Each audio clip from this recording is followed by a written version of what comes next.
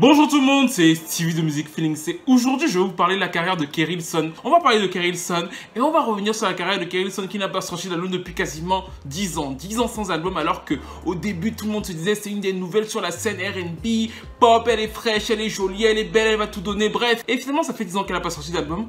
On va essayer de savoir pourquoi, parce que il y a plein d'histoires derrière, le beef avec Beyoncé, le beef avec un peu Jay-Z, le beef avec Ciara, la meuf elle est là, elle aussi un peu, voilà, elle est... Mais derrière ça, avant ça même, c'est d'abord un talent, Keri Hilson. Il y a très peu de filles dans son créneau et dans sa génération qui ont son CV en termes de prod, d'écriture. Bref, on va y aller, on va savoir comment s'est fait cette carrière, ce CV, comment elle a conçu ce CV. Et bien sûr, après, on reviendra sur le fait que, bah, c'est une bad bitch, quoi. C'est une bad bitch, elle assume, elle y va.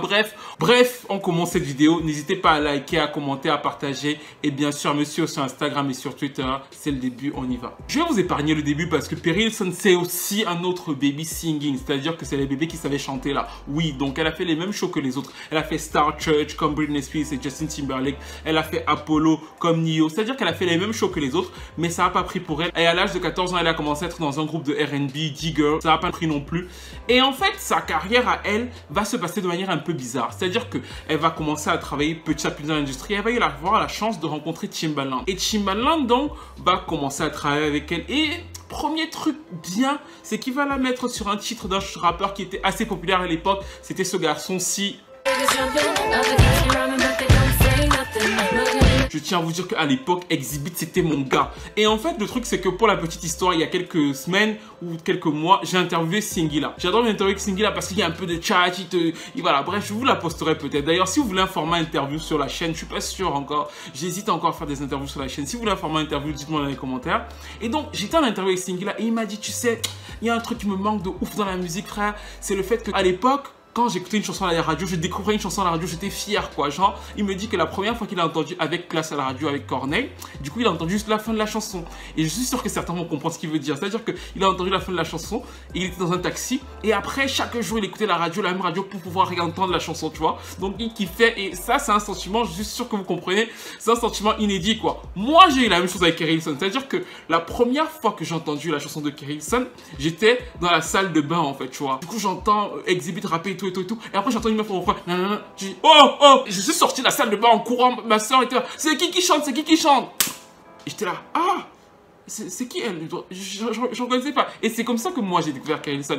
Et après, effectivement, comme Singila, j'attendais toujours qu'elle passe là pour pouvoir écouter, télécharger sur Casa. Bref, c'est un peu le circuit. Bref, c'était un peu ça, rappel de ce qui se passait à l'époque. Et c'est donc comme ça que Keri Hilson, de son côté, est arrivée sur la scène. C'est-à-dire qu'elle est arrivée sur la scène en tant qu'artiste. Donc elle a eu son premier single, mais ça n'a pas explosé. Ça sur notre époque, parce que c'est la fin de Exhibit.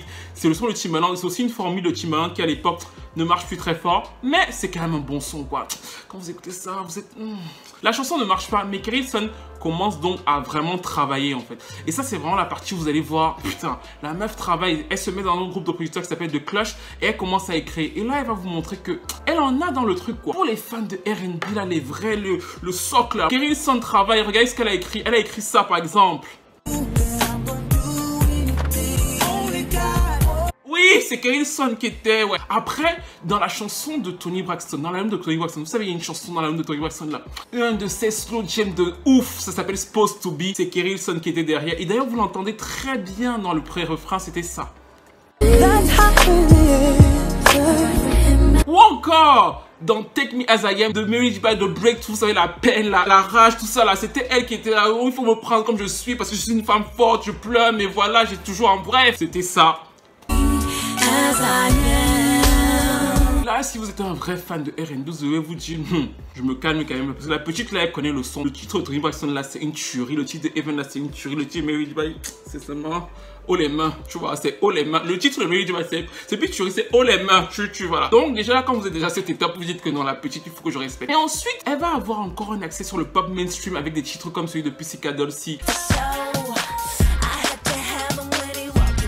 Ce titre va donc être un succès pour les Pussycat Dolls et il va donc la propulser parce que là, je vous ai dit comment ça marche, vous savez déjà avec Nio. C'est-à-dire que quand il y a le succès, on vient vers toi, ils viennent là. Donc du coup, là, elle prend du galon et encore plus, elle va donc produire pour le comeback d'une pop star qui était complètement déglinguée à l'époque. Elle va lui écrire son premier single qui est un peu iconique quand même de nos jours, c'était ça.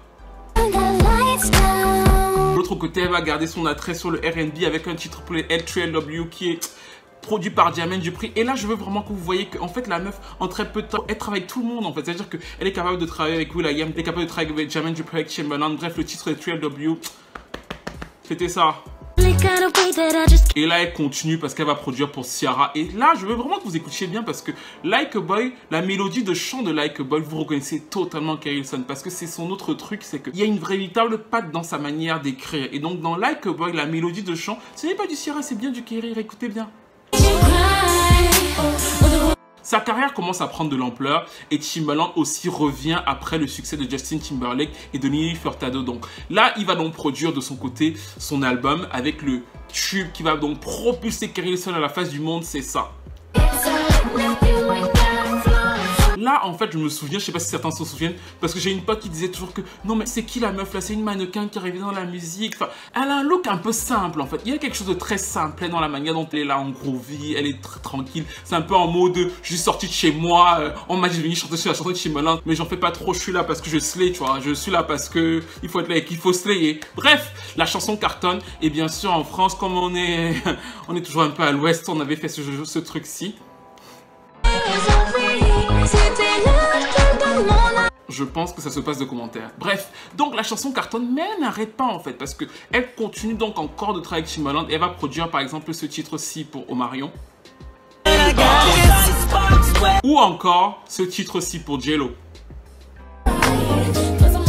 Donc là, je veux vraiment que vous voyez que c'est très rare sur son air à elle. C'est-à-dire que c'est une chanteuse que vous connaissez, c'est-à-dire qui a produit 2 albums à succès, qui a un CV pareil, où en plus là je vous ai donné juste les singles, c'est-à-dire qu'elle a produit pour d'autres artistes, et il faut donc la lancer. Quand il faut la lancer, bien sûr le label pense d'abord à Timbaland, parce que Timbaland c'est le producteur qui l'a fait exploser, c'est le producteur avec qui elle travaille depuis pas mal de temps. Sauf que de l'autre côté, il y a un autre producteur qui a du succès actuellement, et avec qui elle a de très bons rapports, c'est Polo Dadon. Il commence à travailler le son de l'album de Keri Hilson avec Timbaland, et vous savez que Timbaland à l'époque, il a encore un peu de l'autre côté, il est encore très poppy. Ils vont produire 2 singles, c'était ça. Ou encore ça. Et les 2 chansons ne vont pas marcher. Ce qui est hyper intéressant sur la structure de Keri Hilson, c'est qu'elle va avoir 3 mentors musicaux en fait. C'est-à-dire qu'avec Danger, elle va vraiment créer quelque chose parce que l'esprit de Blackout de Britney Spears, parce que je vous ai parlé juste de Gimme More, elle est sur plusieurs titres de Blackout.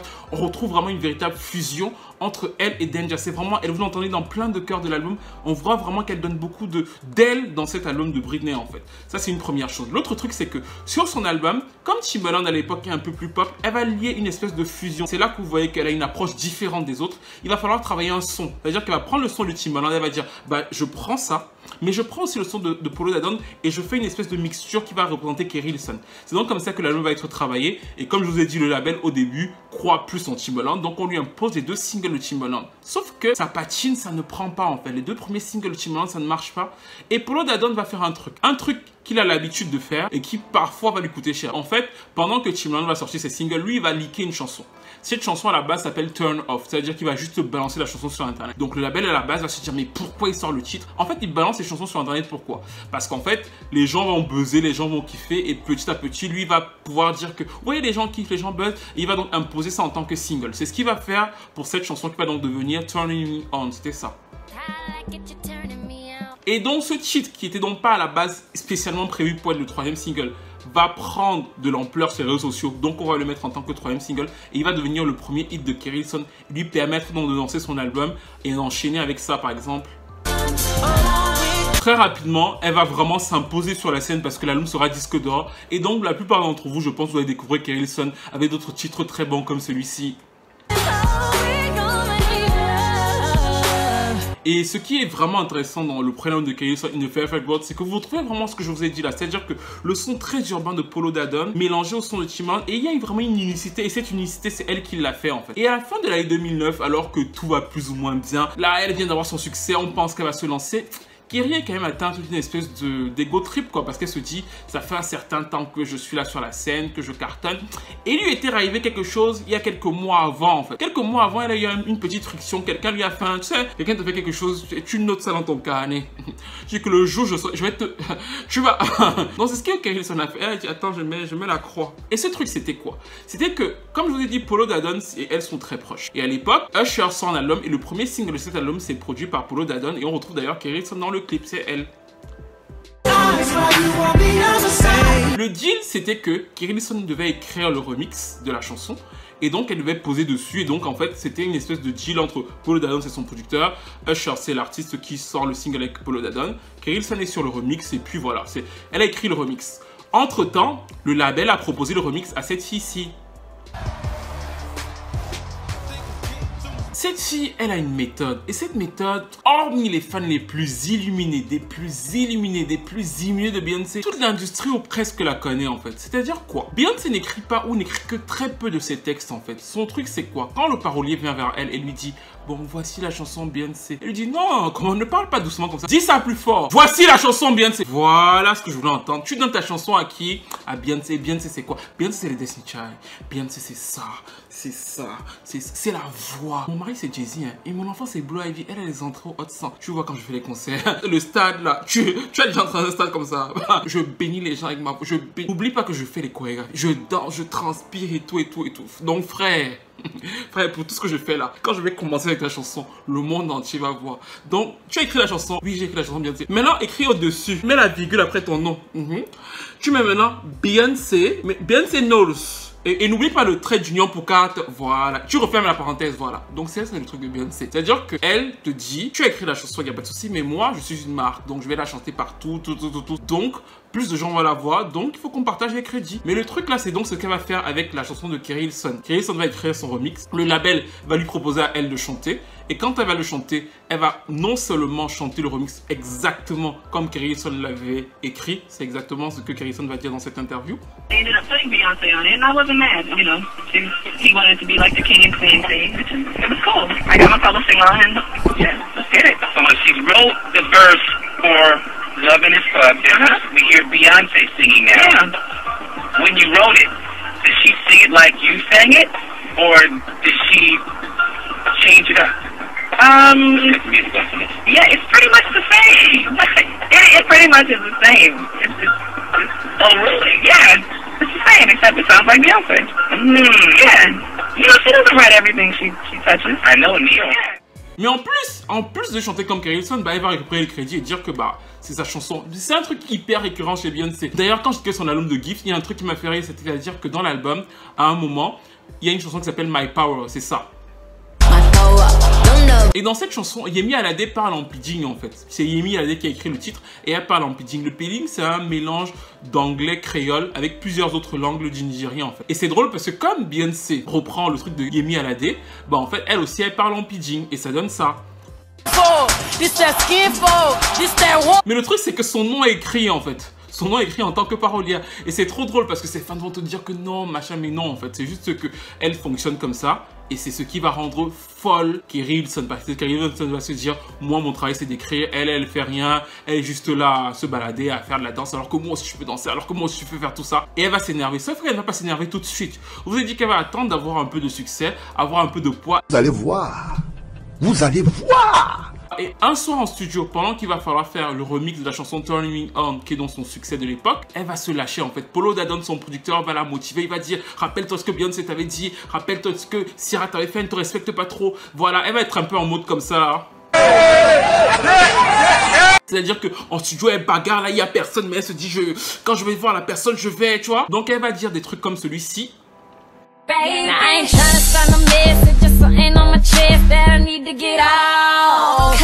Alors, elle va les enfumer un peu toutes les deux parce qu'elle va donc donner des coups de poing, voilà, mais bien pensé. Elle va dire, je n'essaie pas de semer le trouble, j'ai juste quelque chose sur le cœur que je dois soulager. Vous mettez le doigt dans l'œil si vous pensez que vous êtes les meilleurs. Tu peux danser, elle peut chanter, mais tu devrais dégager. Tu as besoin de partir faire des enfants.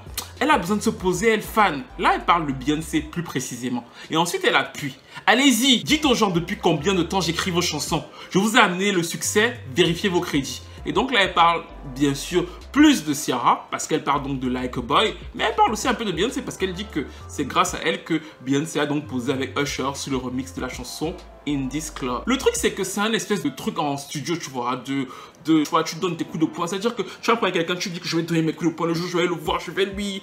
Tu te prépares, tu es avec ton pote, tu dis je vais lui donner des coups de poing. C'est l'entraînement, quoi, le jour de la bagarre. Sauf que, quand elle part, quelques jours après, Polo Dadon va refaire ce qu'il a fait la première fois, il va leaker la chanson. Je pense que je pensais pas que ça aurait eu le même impact, mais il leak la chanson, il la balance et ça va exploser sur les réseaux sociaux. C'est encore au début des réseaux sociaux, mais les gens se disent mais elle est en train d'attaquer Ciara, elle est en train d'attaquer Beyoncé, qu'est-ce qui se passe? Et elle est en train de monter aussi parce qu'elle a sa petite fanbase, mais le truc qu'il faut bien comprendre à ces moments précis, c'est que ce n'est pas simplement Keri Hilson qui est monté dans cette bataille là. Parce que Polo Dadon dans le remix là, il est là derrière, il hype en fait, il hype sa go en fait. Donc Polo Dadon est embarqué, mais en plus c'est lui qui a produit la chanson, donc à la limite on peut se dire, mais il y a une autre personne qui est embarquée, c'est Timbaland. Parce qu'en fait Keri Hilson est signé sur les deux labels et chez Interscope. C'est-à-dire qu'il y a une jointure entre les trois structures pour diriger Keri Hilson. Zone 4, Timbaland et Interscope qui gèrent la carrière de Keri Hilson. Donc les trois sont un peu touchés en fait. Donc on lui dit à la base, essaie d'un peu de calmer les choses. Et elle va donc faire une première interview, elle est un peu molle, elle calme les choses comme ça, c'est ça. But no, he didn't like force me to do anything. I mean, it was a suggestion and I told him, okay, I'll try it. You know, I'll try it, and that was just it. He was like, I want it a little more fiery, and that's cool. That's cool with me. I speak my mind and you know, I make no apologies for it. So, you know, it's a hot verse. I love the verse. Yes, I heard specific names being brought up. No, it's not about that. No, you know, that was not where the energy was. I'm not retracting or Et bien sûr, ça ne prend pas parce que tout simplement ce n'est pas vrai en fait. Les gens se rendent bien compte que c'est dirigé pour Beyoncé et pour Ciara. Et d'ailleurs, des producteurs lui reprochent, comme René Jerkins qui avait reproché dans cette célèbre interview, c'était ça. She did the record, so whether it's supposed to come out or not, you recorded it. It's going to get out somehow. That's how I look at it. Eventually, it's going to get out. Was it the right thing to do? I don't think so. Il commence à y avoir des tensions dans l'air, surtout avec Ciara. C'est surtout très dur avec Ciara parce qu'en fait, Polo Dadon travaillait aussi avec Ciara. Il lui avait notamment produit son plus gros succès de l'époque, c'était Promise en fait. Donc c'était un producteur qui travaille avec les deux filles et qui va donc essayer de dire non en fait, elle n'a pas vraiment pensé ça. Il va passer pas mal de temps selon lui à essayer de les rabibocher. Ça va prendre dans un premier temps. Keri Hilson va dire qu'elle s'excuse et qu'elles vont faire une espèce de live sur MySpace. Il va y avoir une espèce de réchauffement, vous savez, et elles vont me prévoir en concert. Sauf que ce concert où elles vont prévoir, ce dit qu'elles vont faire ensemble, Keri Hilson ne va pas arriver en fait. Et ça va encore plus énerver Ciara. Et Ciara dans son album qui arrivera après, qui est Basic Instinct, même si elle est dans le flop, elle va la tacler et elle va dire ceci. En gros, Ciara lui dit oui, en fait, toi tu sonnes comme moi, c'est grâce à moi que tu es là. Et finalement, je sache que je ne te laisserai pas ma place. Sauf que Ciara flop et Keri Hilson, qui doit sortir son album, son second album, quelques mois après, s'en sort plutôt bien en fait. Et c'est pour ça qu'elle dira dans cette interview dont on avait déjà parlé dans la vidéo de Ciara, elle dira ceci. That you have the kind of vagina that sells records, because we need you to do better than Ciara. Oh. That's all I'm praying for Carrie to do better than Ciara. Ouch. Ciara only sold 30-something thousand records. No, but you know, They friends now. So, the truth is the truth. She only sold 30-something. You want to do better than Ciara, come on. She was, like I would like to do, yeah, great numbers. Yes. Higher than 35. I mean, everyone would. Ouais, là elle arrive avec son deuxième album, nous sommes en 2010 et elle veut pas faire les chiffres de Ciara qui sont vraiment effectivement très très mauvais. Ciara est un peu la risée de l'industrie et Keri Hilson fait partie des personnes qui s'en moquent en fait parce que bah elle est beaucoup mieux lotie et elle amorce sa seconde ère musicale avec notamment ce single-ci.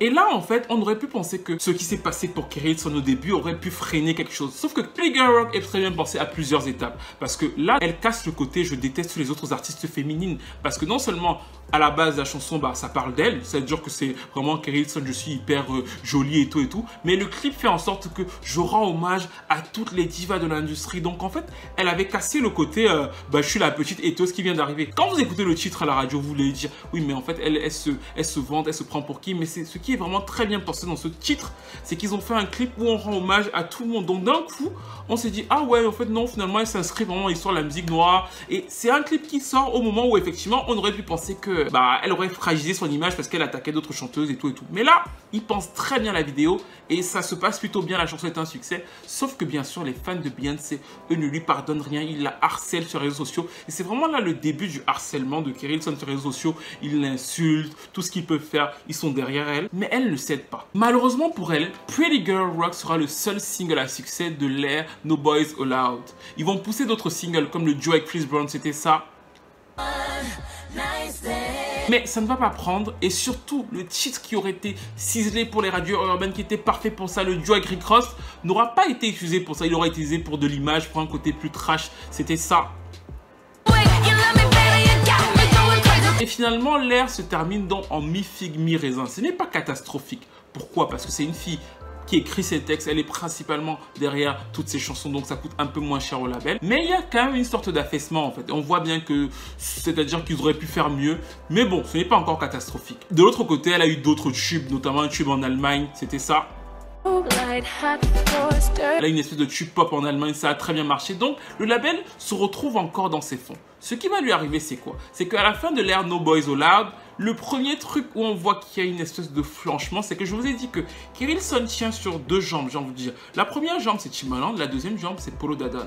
Polo Dadon va flopper avec Christina Aguilera. Là, on parlera de ça dans la vidéo sur Christina Aguilera, mais Polo Dadon va vraiment être porté sur le projet de Christina Aguilera, c'est-à-dire qu'on va lui dire, bah on te fait confiance, et il va flopper. Et je vous ai dit que dès que dans l'industrie, tu as du succès, tu flappes, bah en fait on te range. Et Polo Dadon va être rangé à partir de Bionic, parce que Bionic est un échec commercial violent, et donc il a un peu moins d'impact. Entre 2006 et 2010, il est au top, tout le monde l'appelle. À partir de Bionic, il commence à avoir un peu moins d'impact. C'est aussi à partir de cette époque-là que Keri Hilson s'affaisse aussi sur No Boys Allowed. Ça, c'est le premier truc.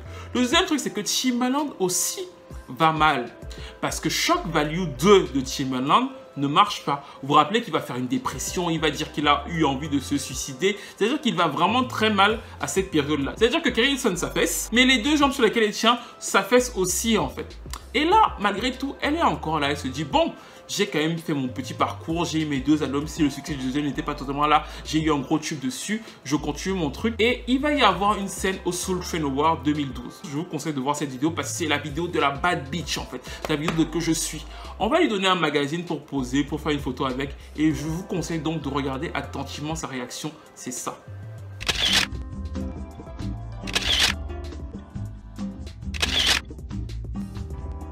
You want to hold the magazine? And just shout out Juicy Mac. What's up guys, it's your girl Miss Capri, baby. You're checking out Juicy Magazine. Peace. Vous avez vu? Attitude de bad bitch en fait.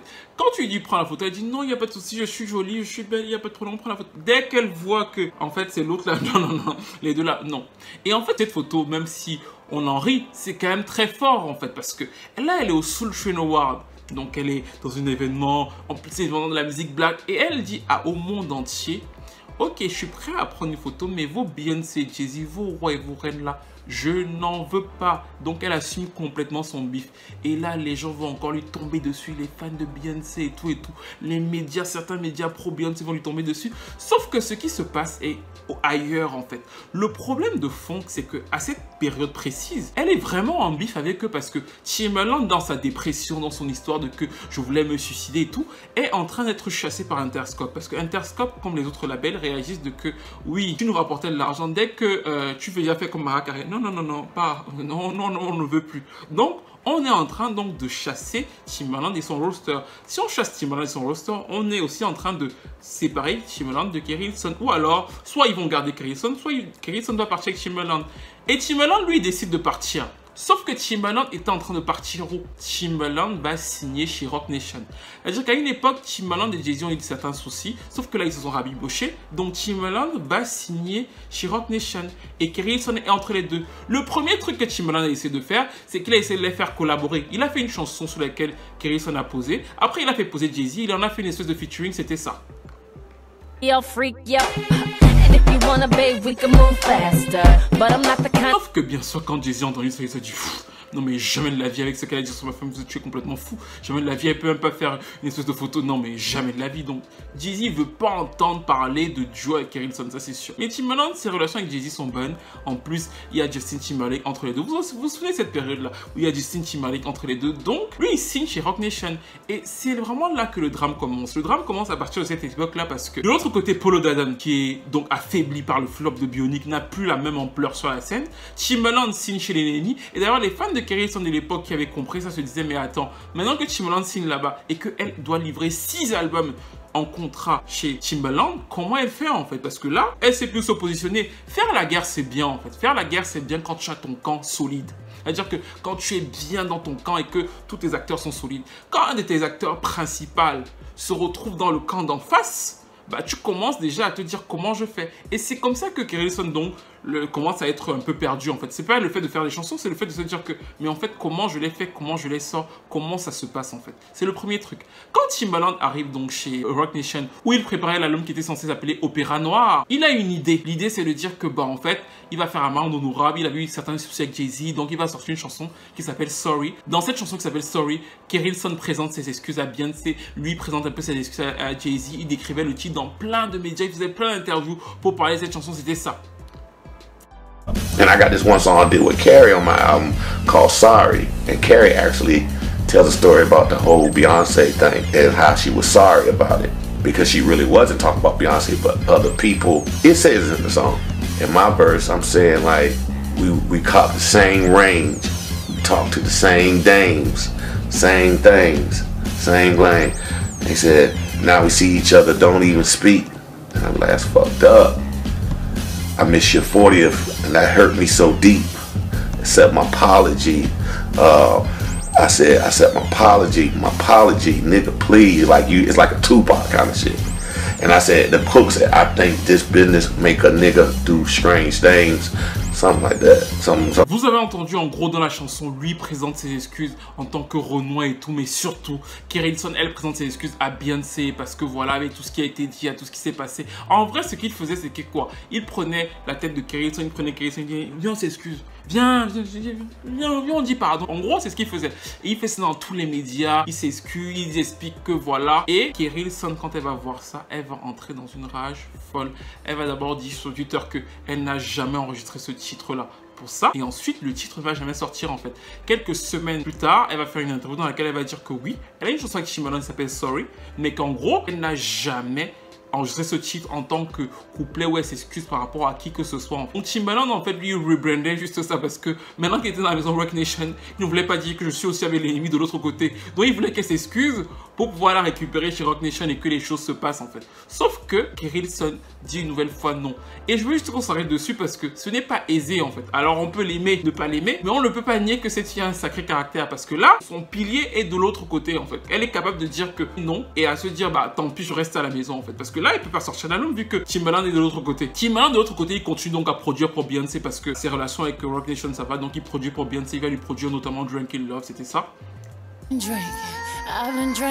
Kerry Hilson de son côté est dans les choux en fait. Elle est dans les choux pourquoi? Parce qu'en fait son contrat de base avec Timbaland est de 6 albums. Donc elle peut rien sortir tant qu'elle ne se défait pas de son contrat avec Timbaland ou que quelqu'un ne lui rachète pas son contrat. C'est le premier truc qui explique les 5 années d'absence, de défaillance de Kerry Hilson. C'est-à-dire qu'après No Boys Allowed, vu que Timbaland est quasiment exité Interscope, elle va rester là un peu perdue dans les eaux de l'industrie jusqu'en 2015 en fait. Parce que ce n'est qu'en 2015, donc elle perd 5 ans, que Interscope finit par lui rendre son contrat. Donc c'est vraiment déjà 5 ans de perdu. Et très rapidement, on va voir qu'elle va commencer à essayer de sortir des trucs. Parce qu'en 2016, un an après, elle va annoncer plus ou moins un projet qui était censé s'appeler Liar. Et c'était le premier single, c'est Again. C'est-à-dire qu'il va y avoir un matin, on va se réveiller, je sais pas si certains s'en souviennent. On va voir une pochette, un espèce de truc, un single annoncé, un titre et tout. Et on va se dire que ça va sortir. Et finalement, encore, Kerry Hilson va sortir chez elle pour nous dire que non, finalement, ça va pas sortir. Et là, c'était un projet en indépendant, on n'a pas trop compris. On s'est dit que ça allait arriver plus tard, ce n'est finalement pas arrivé. Quelques mois plus tard, elle va expliquer effectivement qu'elle a dû aussi prendre du recul par rapport à tout ça parce qu'elle est entrée en dépression, c'était ça. I remember a lot of days I was just incapable. I paid over $100,000 in studio time, and a lot of days I would pull up and I didn't go in. I couldn't go in. but it became, I kept pushing. And I did some of the best work that I've ever done through that time.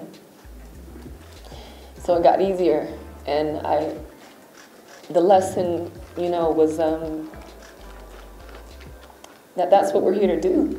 Chose qu'on peut comprendre parce qu'effectivement les 5-6 années là où elle est en totale perdition, c'est aussi parce qu'elle a dit ce qu'elle a dit, mais finalement elle ne peut plus vivre de son art parce qu'elle est complètement bloquée entre les différents contrats. Finalement elle va avoir un petit truc avec Trace, je sais pas si vous vous en souvenez, elle était la marraine d'un espèce de concours de Trace Télévision, et elle va écrire la chanson de la gagnante et c'était ça.